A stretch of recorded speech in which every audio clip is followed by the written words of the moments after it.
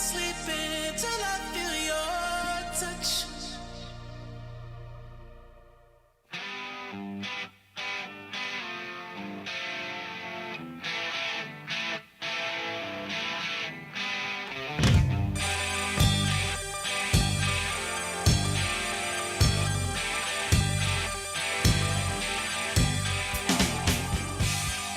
Ladies and gentlemen, please welcome to the stage from Continental Tire Senior Vice President of Sales and Marketing, Mr. Bill Caldwell.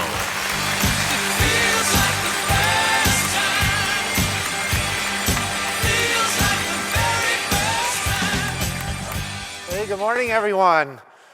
So I was telling Victoria I was kind of hoping for a standing ovation to get this thing started the right way, but that's okay. I will give you my best performance despite that. So thanks to K&M for inviting me to speak today.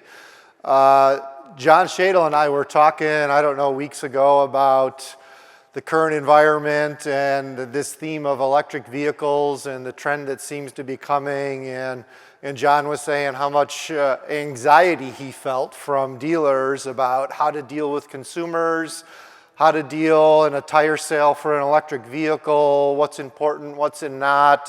Seems to be a relatively confusing space in the current environment. And what I thought I'd do is put together some information to arm you to better deal with a customer who's driving an electric vehicle who might come into your shop, and how to make a tire decision, or help them make a tire decision, and what matters and what doesn't in a tire decision for an electric vehicle. So I'm going to go ahead and jump right in. So Jeff referenced the trend this morning, so there's a lot of very aggressive projections about what's going to happen with electric vehicle sales in this market. And I would say the US market probably trails the globe in terms of the introductions. You all read it in the newspapers, in the commentary, the pros and cons of the vehicle. These are very aggressive projections in my opinion, but even if they don't happen at this pace, we do know more and more of these vehicles are being sold, so more and more consumers are going to be coming into your shops with the vehicles looking for their next set of tires. There's lots of headlines today about new products from competitors uniquely designed for electric vehicles. And what I'd like to do today a little bit is, from a Continental point of view, explain to you how we see the market, how we see the requirements for tires for electric vehicles, and what our to-market strategy looks like. Why would you listen to us? So, number one, you listen to us because we have an awful lot of experience in our organization dealing with companies who are developing electric vehicles, not only on the tire side, but in our automotive side of the business. So we do business with most of the top electric vehicle manufacturers in the world and are continuing helping them develop their next generation vehicles. Beyond that, the North American market, the US market, is a little unique. Consumers have different demands of the vehicle, different demands of how long tires will last, for example. And our global experience actually is present in the local market as well. We have over 50% coverage of the top 10 vehicles that are electric vehicles that are in the market we are actively participating on. And finally, I will be proud at this point. I mean, we feel like we have a good handle on what good performance looks like, what a consumer expects in this market, and we've applied that over the years to our replacement market products, the tires that we don't sell to the OEM manufacturers, but that we sell for replacement in the market. So we think we're in a very good position to understand both sides of the world, what's coming out from the OEM car manufacturers, but also what the consumers expect out of the performance. So I'd like to go through some of the headline, let's call them anxiety points that come up when we talk about tires and electric vehicles. And these are really the four items that you will hear about in different ways that are somehow unique about an electric vehicle versus an internal combustion driven vehicle. So range is the primary concern of an electric vehicle consumer. So batteries last so long. Current technology of batteries allow for a certain range. And that's part of the challenge of purchasing an electric vehicle, is trying to manage within the range of the vehicle's battery life.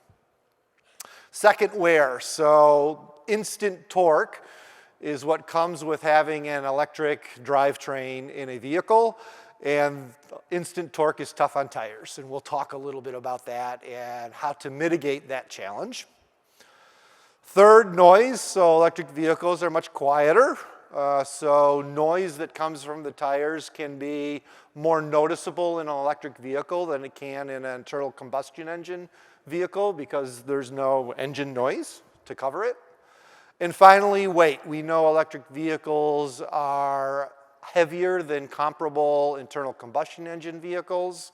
And there's also impacts that have on tire specification and wear. So we'll talk a little bit about that as well. So before I get into those topics, I'd like to use this chart as a little bit of a primer. Hopefully you can see it okay. But basically, these are the design parameters that we use when we develop tires. And you can see the spider chart, we call it, and the different areas of tire performance that our R&D engineers try to optimize in a tire development. So you can see dry handling and braking in the top. You can see wet handling and braking on the right. Noise performance, tread life performance, which is particularly critical for consumers here in the US market. Snow and ice performance for an all-season product. And finally, this thing called efficiency. What is efficiency? So the measure is rolling resistance for the tire, but efficiency is really how much energy is required to roll that tire on the road. Yeah? So how much energy is used has a function and drives the efficiency of that tire. In an internal combustion engine vehicle, the original equipment manufacturers are really driven towards the CAFE fuel economy standards that they need to live within. And improving the rolling resistance or reducing the amount of energy it takes to roll that tire is a way for them to accomplish better fuel economy for the vehicle. So when you look at this spider and you say the orange line is a typical replacement tire, comparable tier 1 product that you would buy from us, the blue line is the balance of performance of an OE product, a tire that we would deliver to a car manufacturer. And you can see there are some stronger areas and weaker areas when you compare the two. So clearly the OEMs are asking us to improve rolling resistance because they have these challenging CAFE guidelines to accomplish. And just the same when you move to an electric vehicle, this efficiency impacts range. And I'll talk a little bit about that in a couple slides, but they still want to drive for these improvements, but for different reasons on an electric vehicle because they want to optimize the range of the vehicle. There are some trade-offs that happen in engineering when you want to maximize or optimize efficiency, and typically those are more on the bottom. So typically you're giving up tread life or wear, mileage, in order to optimize efficiency. Classic trade-off for a development engineer in the entire business. And also wet braking and handling is given up a little bit because we choose different compounds that we use in the tires in order to maximize or optimize fuel efficiency or the efficiency of the tire.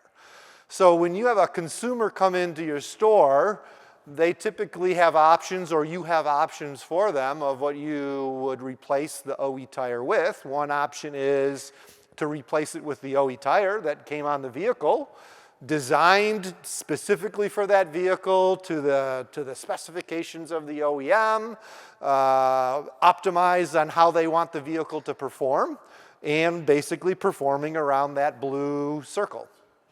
Or you can sell them a replacement tire, which will give them a different balance of performance represented here with the orange circle. So let's talk a little bit about those 4 points that I outlined before and give you an idea of what the tire impact on the vehicle performance really is in those areas. So there's the classic trade-offs: efficiency, tread wear, wet. So first topic, range. So how far does a vehicle go on a battery charge? So typically you will see that a average current technology range for an electric vehicle might be about 300 miles on a charge, one charge of the battery.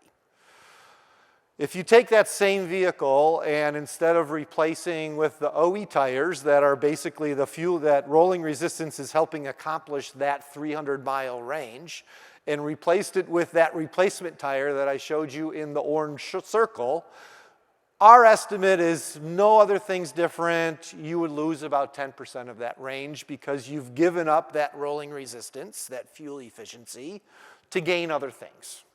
So about 90% of all other things being equal of the range would be traded in order to accomplish better mileage, better wet. It doesn't seem like a lot to me. It might not seem like a lot to you. The question is, what does the consumer think and what are they sensitive to? So if getting 300-mile range or getting 270-mile range instead of 300-mile range they're sensitive to, then maybe this isn't a trade that you want to make. But there's a lot of other things that impact the range of an electric vehicle that aren't related to tires. As an example, if it's 95 degrees out and you're running the air conditioning, you are pulling more power from that battery, and you will see a trade-off in the range of the vehicle. If the temperature's at 32 degrees or below, I think we've seen this in the news a little bit in the last weeks, you will lose efficiency of that battery, you will lose range, all other things being equal. And if you decide to drive at 32 degrees and run the heater too, you will lose more because all of those items pull energy from the battery that can't be used for range. They're used for some other requirement as well. And even something as simple as how fast you drive the vehicle has an impact on how fast you drain that battery and what range that you will have. So you can see there are a number of variables that affect range. Tires are one of them. But what we see when we look at the tire population for our products, Continental brand OE versus replacement, we see this 10%. When we test a tier 1 product versus, I would say, a tier 3, 4 product, we can see also about a 10% range there in terms of best performing to least performing. So to give you an idea when you're talking to a customer of what impact their tire decision might have on wear, these are some kind of guiding principles that you can use for that discussion.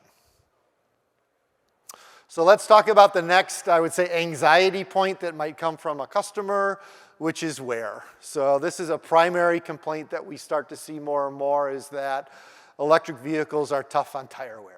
Yeah? Someone in the tire business might say that's a good thing, but for the consumer, they're not so happy with that. Yeah? So let's talk a little bit about tires and their impact on wear as it relates to electric vehicles. But first, let's talk about internal combustion. So here's an example of a common model in the market. It's a Ford Mustang, and as you know, most models come with a variety of trim levels and a variety of powertrains. So this, for example, is a Mustang. There's a base Mustang, 310 horsepower, weighs about 3,500 pounds, has an amount of torque that's generated from that engine, gets a certain tire on it spec'd from the OEM. Yeah, it's probably a pretty standard tire on this vehicle because the target consumer is looking for more transparent, more traditional transportation.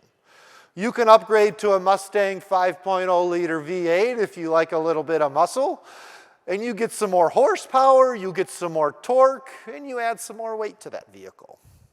We probably have a different tire on that vehicle than we have on the base Mustang, because the performance and the output of that engine is different, and the expectation of the consumer is different. And finally, if you want to go to the far extreme, you can get the fully blown out Mustang Shelby GT500, a lot more horsepower, 760 horsepower, 625 foot-pounds of torque, and it still gets heavier because there's more equipment in that vehicle. And that's a really high performance vehicle. And historically, we would also specify probably a different tire for that vehicle because of the amount of output of that engine than we would for the other two. So already in the market, there are different applications with different tires applied to them. Now if we turn the page and we look in the new kind of electric vehicle portfolio, let's take another example. Model Y is probably the most popular electric vehicle in the market today here in the US. Also comes in a variety of trim levels with a variety of performances. So the standard Model Y is 295 horsepower, not so different than that Mustang. 310 foot-pounds of torque, not so different than the Mustang. It is heavier, so comparable vehicle, comparable performance, we're adding about 500 pounds in weight. And you can see across the line increasing ranges of horsepower, torque, and weight as you move to the top. I think what's happened in the market is that people are buying a standard Model Y. It's as heavy as that GT500, and what doesn't come through in the torque specification is the instant torque, yeah? That you can put your foot in that thing and really move that rear axle. The person who buys the Mustang Shelby GT500, it's exactly why they bought the car. It's because they want to do that, they want to drive that, and I think with that comes an expectation or a realization that if you spin out the tires, you're going to have to replace your tires. But that person is probably a big car enthusiast, and they understand that's part of the package. But when the person who bought the base Model Y standard, big heavy car, lots of instant torque, does that same thing, they're not expecting that, and it's not why they bought the vehicle. But they might be experiencing that kind of tire wear because it's how they're driving the vehicle. Yeah? So they're very excited to have all this instant torque that's very fun to drive, but they're not used to buying a vehicle with that kind of capabilities. So in my example, the challenge is a consumer who would not normally think about such things is now experiencing it. EVs are heavier than comparable internal combustion vehicles is a negative for wear. Clear. EVs have this higher instant torque. It's not the total torque, it's just how it's applied instantly. There's no ramp up to it. Is also very negative for wear. But finally, and maybe this is consulting you can do with your customers, not that we want to blame them, but how you drive the vehicle is really going to matter on how the tires wear when you have access to that kind of instant torque. So if they want to drive it like a race car, that's great, and they can do that off the line at the stoplight, but it's going to put more wear, more aggressive wear on the tires than driving the way they did with a normal internal combustion engine. Which brings me back to a little bit to the spider chart. So remember in the spider chart, tread life was one of the strengths of our replacement portfolio of products, really designed for that. We have mileage warranties on our replacement product. All manufacturers do. I think this becomes a very interesting decision for the consumer that says, if you really want your tires to last longer, and you're willing to give up that 10% of wear, maybe this is an option for you that better fits your needs. Yeah? Something to think about. So let's talk about that trade-off a little bit. So we talked about this theoretical 300-mile range electric vehicle that if you put on a replacement tire, current specification replacement tire would lose about 10% of that range. But what would you gain? So our estimate is you would gain with that trade about 30% more tread life, all other things being equal.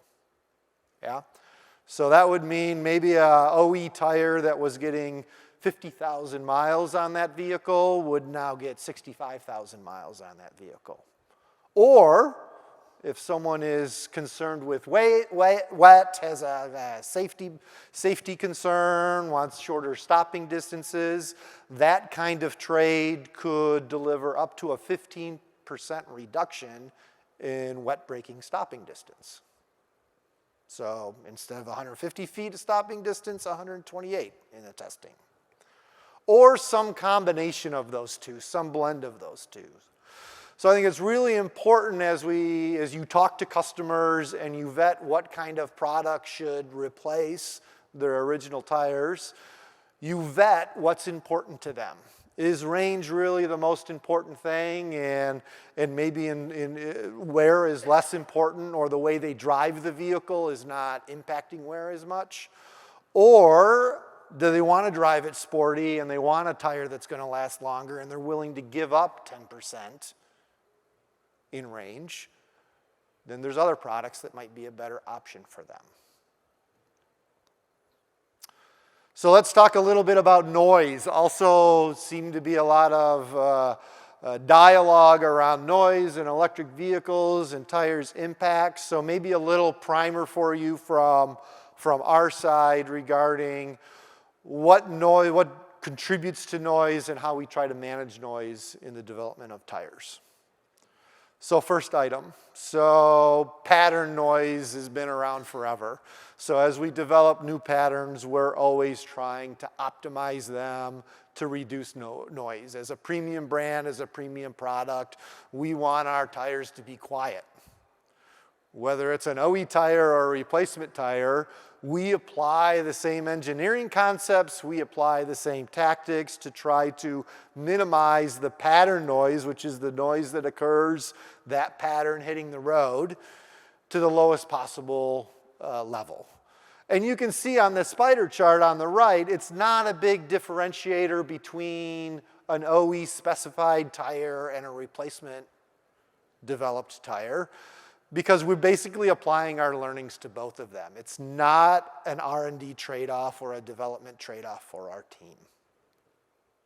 But there's another kind of noise that also is exhibited in a tire, and this is called cavity noise. And maybe not as familiar with this as pattern noise.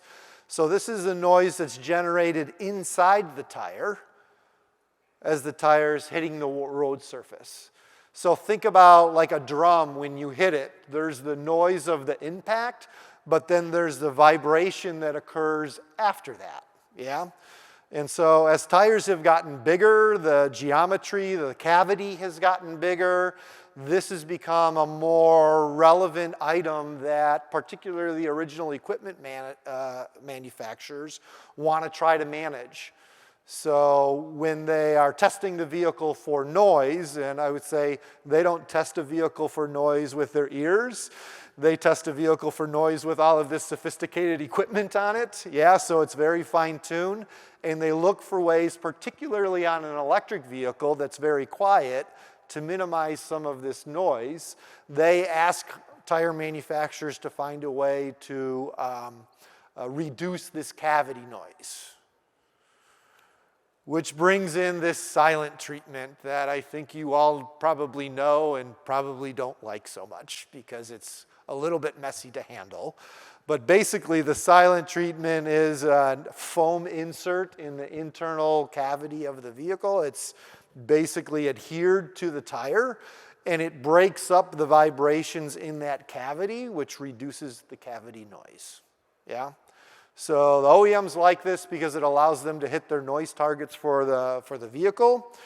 Like I said, it's typically utilized on really large tires where that cavity is particularly large.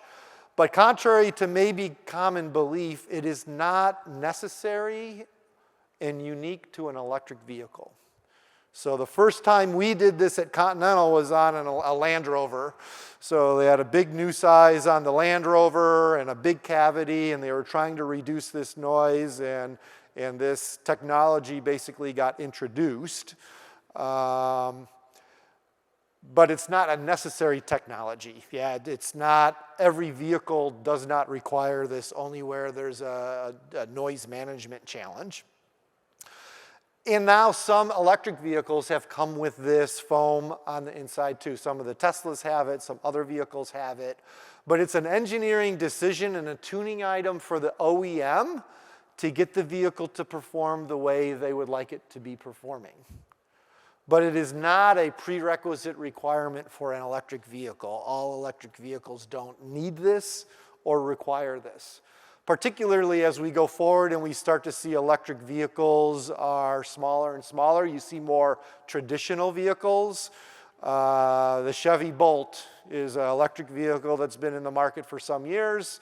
Very small vehicle, very small tire size. This vehicle does not require a foam insert because it's an electric vehicle, and it does not require a foam insert because the cavity is not big enough to generate any significant noise in this way, yeah?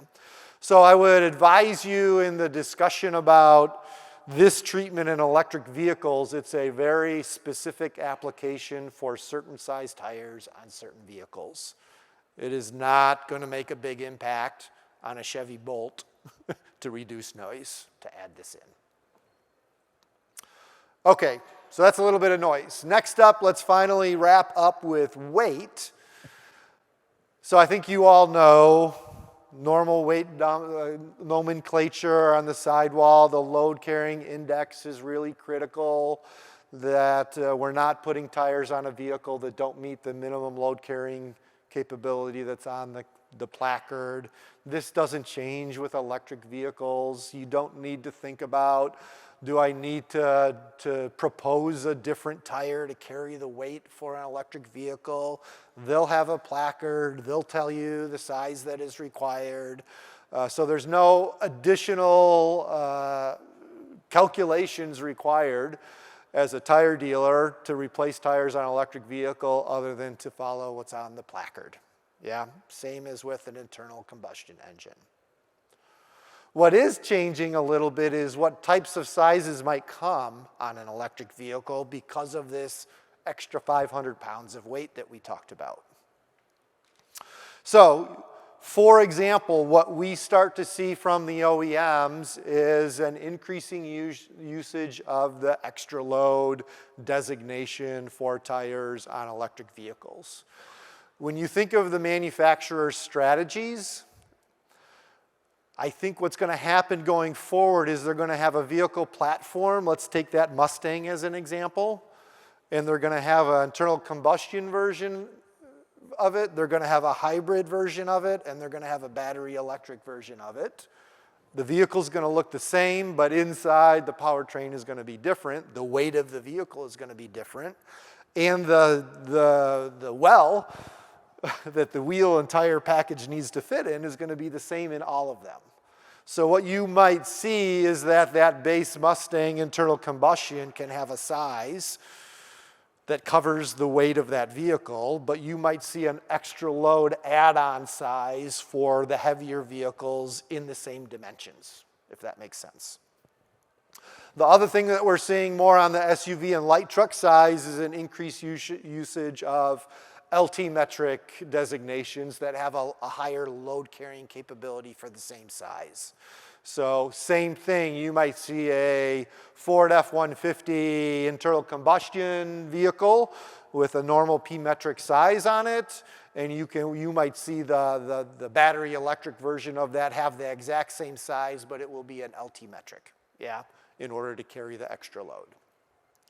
And finally, a new thing that started in Europe, we haven't seen too much of it here yet, but it will start to come, particularly on vehicles coming over from Europe, is a new designation called HLC, high load capability. which is almost like extra load plus. Yeah? So we have here is the example 245 40R19. You're going to have that standard size. You're going to have a higher load capability when you add an XL to the end of that. And you're going to have an even higher load carrying for that same geometry tire when you add this HL to the front of it. So new size nomenclature will start to come. I don't want you to think that this will be everywhere, but it will be I would say, engineering solution where needed for an OEM in order to specify a tire that carries the load. So eyes out for that. You might start to see this HL designation come in some vehicles. So what's it all mean? So all of these announcements, different manufacturers have different strategies in this area. I'm not here to critique someone else's strategy. I will tell you what our strategy is, though, and how we want to come to market, because Jeff made the comments earlier today about complexity versus simplicity. And I think that's a real part of your world, is how do we eliminate complexity, carrying SKUs if you're a distributor, keeping up with all of the complexity if you're a retailer. And we believe what Jeff said, that making things simpler is better than making things complex. And we believe there are two really good options for any battery electric vehicle owner to address their concerns. One is the OE tire that is really optimized for range with some trade-offs in other areas. The other is the current replacement catalog that is optimized to improve tread life and trade off a little bit of that range. No different than the trade-offs were with an internal combustion engine. And these all work as long as the size is the correct size for the vehicle. Weight is not an issue. Yeah? As long as the customer understands what they're trading off, that's what's most important. The biggest item that we can't solve, that we fight to solve as engineering companies, is how do we improve the tread life over time? How do we minimize this trade-off between range and tread life? But that's what every tire company does every day from an R&D standpoint. And the one who's better at that will win in the end. Yeah, so that's what we all chase. Within our portfolio, what you will start to see from Continental is that we will use this EV-ready mark on our replacement products that are appropriate for electric vehicles. And our strategy is not to introduce a brand new incremental product line to the portfolio, because quite honestly, it would perform like one of those two lines. Yeah. So there's no breakthrough technology at this point that says, hey, here's new, better than both of those options. When we get that technology, we would roll it into both of those options anyway. Yeah. So you will start to see from us in our advertising, online presence, and soon in the future as we roll out new lines, this EV Plus, that should give you confidence, knowing what I've shown you today, that you can recommend these products as an alternative for an electric vehicle owner versus the OE tire that they have. Now, some might want the OE tire, and that's okay too, because they're more focused on range. We will offer both.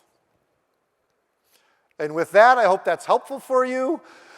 We're EV ready. I hope you have a good basic knowledge now that allows you to have a good discussion with a consumer. And with that, I'll close my session.